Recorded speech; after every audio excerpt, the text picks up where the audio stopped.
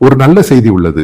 Elon மஸ்கின் இணைய நிறுவனமான space X இந்தியாவின் டெலிகாம் சேவை வழங்குனரான ஏர்டெலுடன் கூட்டணி அமைத்துள்ளது. நான் ஈலோன் மஸ்கின் நிறுவனம் இங்கே வருகிறது என்று சொன்னபோது அதன் கீழ் இந்தியர்களும் தேச பக்தர்களும் மிகவும் கோபமடைந்தனர். என்னென்னவோ கூச்சல் போட்டார்கள். நீங்கள் அமெரிக்காவின் ஆடுகள் கோடுகள் என்று சொன்னார்கள். அடிப்படையில் நீங்கள் ஆழம் தெரியாத முட்டாள்கள். முட்டாள்கள் என்ற வார்த்தையை பயன்படுத்தலாம். ஏனென்றால் ஒரு விஷயத்தை புரிந்து கொள்ள வேண்டும். அவர்கள் எதற்காக வருகிறார்கள், என்ன நோக்கம்? நிச்சயமாக வணிகமே. இந்திய நிறுவனங்களை நிச்சயமாக பாதிக்கும். ஆனால் ஈலோன் மஸ்க், அதாவது ட்ரம்ப் நிர்வாகத்தில் இருந்த ஈலோன் மஸ்க், இந்தியாவில் அவர்களின் இணைய நிறுவனம் ஒரு புரட்சி செய்ய போகிறது. அதை இந்த தேசபக்தர்களும் அன்றைக்கு என்னை திட்டியவர்களும் நன்றாக புரிந்து கொள்ள வேண்டும். ஏனென்றால் இன்று அந்த நிறுவனத்தில் வேலை செய்யும் நான் முன்பு வீடியோவில் காட்டிய அந்த நபரின் பெயரை நான் சொல்லவில்லை. அவர்களுடன் 1 மணி நேரம் தொலைபேசியில் பேசினேன். அதன் பிறகுதான் இந்த வீடியோவின் உள்ளடக்கம் செய்தேன். நல்லா புரிந்து கொள்ளுங்கள் அவர்கள் என்ன செய்கிறார்கள் என்று.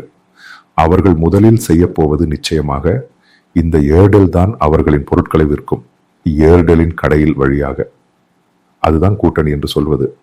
ஆனால் அவர்கள் மிகவும் அதிகமாக கவனம் செலுத்தப் போவது இந்திய நகரங்களில் அல்ல. முதலில் அவர்கள் இலவசமாக, அதாவது சுமார் 2500 கோடி என்பது அவர்களின் கணக்கீடு. இந்தியாவின் கிராமங்களாக இருக்கும். இந்தியாவின் கிராமம் உங்களுக்கு தெரியும். 2G மற்றும் 3G மட்டுமே கிடைக்கும். 2G மட்டுமே கிடைக்கும். சுமார் 6.5 லட்சம் கிராமங்கள் இந்தியாவில் உள்ளன. 6.5 லட்சம் இந்தியாவின் கிராம மக்கள் தொகை என்பது 90 கோடி. அங்கு எங்கும் இந்த 4G மற்றும் 5G மற்றும் 3G போன்றவை மிகவும் அங்குமிங்கும் சிறிதளவே கிடைக்கும். காரணம், இந்த இணையம் இந்திய நிறுவனங்களுக்கு அங்கு சென்று முதலீடு செய்ய ஆர்வம் இல்லை. என்றால் அதன் கேபிளிங் உள்ளது, வயரிங் செய்ய வேண்டும், அதை செய்து கொடுக்க வேண்டும். அது பெரிய முதலீடு. அதனால் அவர்கள் ஒன்றி முழுமையாக நகரங்கள் மற்றும் அப்படிப்பட்ட விஷயங்களிலேயே கவனம் செலுத்துகிறார்கள். அவர்களுக்கு பணம் திரும்ப கிடைக்க வேண்டும். ஆனால் ஈலோன் மஸ்க் என்று சொல்லப்படும் வணிகர் இந்தியாவை நேசிக்கிறார். அவர் சொன்னார், முதலில் இந்திய கிராமங்களுக்கு செல்ல வேண்டும், இந்திய பள்ளிகளுக்கு செல்ல வேண்டும், அங்குதான் இணையம் கொடுக்க வேண்டும். அப்போதுதான் இந்தியா வளரும். 90 கோடி மக்கள் வளர்ந்தால் மட்டுமே மற்ற 50 கோடி நகர்ப்புறங்கள் உட்பட இந்தியா வளரும். இது இந்திய பிரதமரிடமும் அவரது கூட்டாளிகளிடமும் சொன்னபோது இந்திய பிரதமர் உண்மையில் அதிர்ச்சி அடைந்தார். சொன்னது என்ன? 2500 கோடி செலவு செய்து இந்தியாவின் பள்ளிகளிலும் அந்த கிராமங்களிலும் இணையம் இலவசமாக இவ்வளவு வருடங்கள் கொடுக்கும். அதன் பிறகு ஏற்படும் மாற்றம் நீங்கள் பாருங்கள். So incredible. புரிந்து கொள்ளுங்கள் முட்டாள்களே அந்த வார்த்தையை பயன்படுத்துவது. இது இந்திய நிறுவனங்களான ஜியோ அம்பானி என்றாலும் வோடபோன் என்றாலும் அந்த புரிதல் வரவில்லை. ஏனென்றால் அவர்கள் எப்போதும் இந்திய முறையிலான வணிகத்தை பார்த்தார்கள், அதிகபட்ச பணத்தை அடித்து மாற்றுவது. ஆனால் ஈலோன் மஸ்க் எப்படி பார்த்தார்? ஏனென்றால் அவர் எதிர்காலத்தை பார்த்தார். இந்தியாவின் கிராமங்களில், அதாவது பள்ளிகளில் இலவசமாக கொடுக்க வேண்டும் இணையம். நிச்சயமாக 100% இந்திய கிராமங்களில் கல்வி மாறும். அறிவுதானே அடிப்படையில் இதன் மூலம் மேலே செல்வது. டிஜிட்டல் இந்திய பள்ளிகள் மாறும், இந்திய கிராமங்கள் மாறும், இந்திய கிராமம் முழுவதும். நீங்கள் பாருங்கள் எவ்வளவு செழிப்பு ஏற்பட போகிறது என்று. இவையெல்லாம் தொடர்பாக நான் ஒரு விஷயம் சொல்கிறேன். இவையெல்லாம் நான் சொல்லும் போது நான் பல இடங்களில் இடையிடையே கடிதம் எழுதும் கூட்டத்தில் இதை தொடர்பாக முன்பு வோடபோனில் ஒரு விளம்பரம் இருந்தது. அமிதாப் பச்சனின் மகனையும் வைத்து பள்ளிகளில் எல்லாம் வோடபோன், அதாவது கிராமங்களில் படிக்க வைக்க அவர்கள் இணைய வசதி செய்து தருகிறார்கள். வெறுமனே இருந்தது, அந்த புல்லும் நடக்கவில்லை. ஆனால் நான் எப்போதும் இந்திய கிராமங்களை பற்றி சொல்லும் போதும் நினைக்கும் போதும் நான் சிந்திக்கிறேன் அடிப்படையில். ஏனால் ரூரல் டெவலப்மெண்ட் மினிஸ்ட்ரியுடன் தொடர்புடைய பலரின் போய் டேட்டா எல்லாம் நான் எடுப்பேன். எத்தனை பேருக்கு 2G கிடைக்குது, 3G கிடைக்குது? இந்திய கிராமத்தின் அங்குள்ள பொருளாதாரம் என்ன, அவர்களின் பிரச்சனைகள் என்ன, அங்குள்ள சாலையின் அணுகல் என்ன, அவர்களுக்கு இந்த பொருட்கள், அவர்கள் உற்பத்தி செய்யும் பொருட்கள், விவசாய பொருட்கள் வெளியே செல்ல வேண்டிய சிரமம், இவையெல்லாம் தொடர்பாக நான் இவர்களுடன் விவாதம் எல்லாம் நடத்துவேன். கடந்த முறை நிர்மலா சீதாராமனின் பட்ஜெட்டுக்கு முன்பாக நான் பல முன்மொழிவுகளை அனுப்பினேன். அதில் ஒரு முன்மொழிவு நான் அனுப்பியிருந்தேன். அதாவது இந்திய கிராமங்களில் மத்திய அரசு நிதியை முதலீடு செய்து பட்ஜெட்டில் ஒதுக்கி இந்திய இணைய நிறுவனங்களை கொண்டு அங்கு அவர்களுக்கு இணைப்பு வசதி வழங்க வேண்டும்.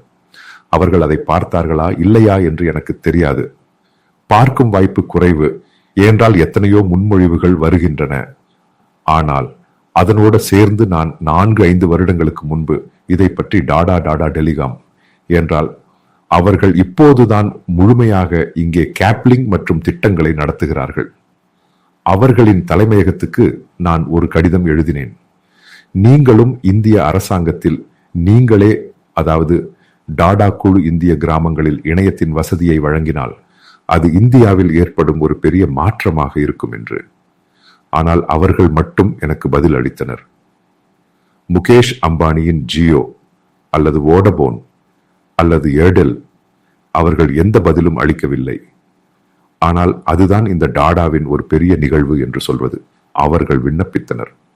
அவர்கள் சொன்னார்கள் அவர்கள் அதை பற்றி வேலை செய்து கொண்டிருக்கிறார்கள் என்று. ஆனால் அது அரசாங்கத்தின் ஒரு செயலில் உள்ள அணுகுமுறை இருந்தால் மட்டுமே அவர்களால் செய்ய முடியும். ஏனென்றால் அது ஒரு பெரிய முதலீடு. இங்கேதான் ஈலோன் மஸ்க் என்று சொல்லப்படும் நபர் இந்திய கிராமத்தின் தந்தையாக மாறுகிறார். சிந்தித்து பாருங்கள், இதுதான் காந்திஜி கண்ட கனவு. இந்திய கிராமங்கள் வளராமல் இந்தியாவால் வளர முடியாது. இவையெல்லாம் கேட்டு இவையெல்லாம் விளக்கி ஈலோன் மஸ்க் சொன்ன நேரத்தில் இந்திய பிரதமர் உட்பட அதிர்ச்சி அடைந்தனர். அதனால் இந்திய பிரதமர் எதையும் பார்க்கவில்லை. இந்த சர்க்கிள் பேஸ்ட் ஆப்ஷன் அதிகம் புல்லும் தேவையில்லை என்று வைத்துக் கொண்டார். அதுதான் திடீரென்று ஏர்டெல் மேலே ஏறி டை அப் ஆனது. அதுதான் சிம்பிள் ரீசன். இந்திய பிரதமருக்கு தெரியும் இந்தியாவில் இணையம் மற்றும் இந்த வேகத்தில் உள்ள நிகழ்வு இருந்தால் இந்திய கிராமங்களின் முகம் முழுவதுமாக மாறும் என்று. பயங்கரமான சாதனை. பள்ளிகள் மாறும், கல்வி மாறும், மக்களின் வாழ்க்கை முறை மாறும், டிஜிட்டல் நிகழ்வுகள் நடக்கும், பேமெண்ட் நடக்கும், சிஸ்டம் நடக்கும், டிஜிட்டல் அறிவு உருவாக்கப்படும், டிஜிட்டல் பேங்கிங் வரும். இங்கேதான் நான் ஈலோன் மஸ்கை சல்யூட் செய்கிறேன். ஏன்னா அது அமெரிக்கன் வணிகர். அவர் எங்கிருந்து எங்கே போய் சிந்தித்தார். அப்படி இந்திய கிராமங்களை வளர்த்தால் இந்தியா ஒரு சூப்பர் பவராக வரும். ஸோ இன்கிரெடிபிள் அவுட்ஸ்டாண்டிங் தாட், அதாவது யூனிக் தாட் என்று சொல்றது இதுதான். அதுதான் அதுக்கு இவ்வளவு வருடங்களுக்கு அவர்கள் 2,000 கோடி இந்திய கிராமங்களில் இந்த பொருளை நிறுவப் போகிறார்கள். இலவசமாக இருக்கும் முதல் சில வருடங்கள். அதன் பிறகு இந்த கிராமங்களின் பொருளாதார நிலை மேம்படும் போது அவர்களுக்கு கட்டணம் வசூலிக்கலாம். தீவே நீண்ட காலம். இந்த ப்ரோசஸ் குறுகிய காலம் அல்ல.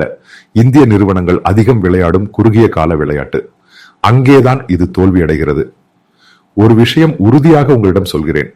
ஈலோன் மஸ்க் இந்த நிறுவனத்துடன் வந்து இந்தியாவில் வந்து முடிந்தால் இந்த ஜியோ மற்றும் இந்த சொல்லப்படும் பல இணைய சேவை வழங்குனர்களின் வெடி முடிந்து போகும். இந்திய கிராமங்கள் 90 கோடி மக்கள் உள்ளனர். சுமார் 6-7 லட்சம், சுமார் 12 லட்சம் கிராமங்கள். இவையெல்லாம் ஒன்றாக சேர்ந்து புள்ளியுடன் நிற்கும். ஏனென்றால் மஸ்க் இந்தியாவில் ஒரு சூப்பர் டூப்பர் நட்சத்திரமாக போகிறார். எல்லா இடங்களிலும் வேகமான இணைய கணக்கு கொடுக்கும். இதை போட்டியிட முகேஷ் அம்பானியின் ஜியோ அல்லது வோடபோனால் முடியவில்லை என்றால் அவர்களும் வெளியேறி போவார்கள். துல்லியம், அவர்கள் வெளியேறி போவார்கள். அதாவது இந்தியா ஒரு தாவலில் உள்ளது. இந்த நேரத்தில் அங்கே 4G இல்லை, இங்கே 5G இல்லை, இங்கே 5G மற்றும் 4G இடையே வேறுபாடு ஒன்றும் நான் பார்த்ததில்லை. இந்த பேரில் மட்டுமே பார்த்தேன். இந்த ஃபாஸ்ட் ஒன்றும் நான் பார்த்ததில்லை. ஆனால் அமெரிக்காவில் போனால், மற்ற வெளிநாடுகளில் போனால் அதன் வேகத்தை நாம் பார்க்க முடியும். ஆனால் இந்தியா நன்றாக இணைக்கப்பட்டுள்ளது. இவ்வளவு மக்கள் தொகை உள்ளது. ஆனால் இந்திய கிராமங்கள் இந்த சொல்லப்படும் போல் இணையத்துடன் இணைக்கப்படவில்லை. இப்போதும் 2G மற்றும் 3G தான் பல இடங்களில் உள்ளது. அதிலிருந்து ஒரு பாட்டு அந்த வழியில் வருகிறது. இது ஒரு புரட்சிகர மாற்றமாக இருக்கும். இதற்குள் அடைந்தது மோடி அரசாங்கத்தின் ப்ரோ ஆக்ட் வளர்ச்சி கொள்கையின் ஒரு பகுதியே.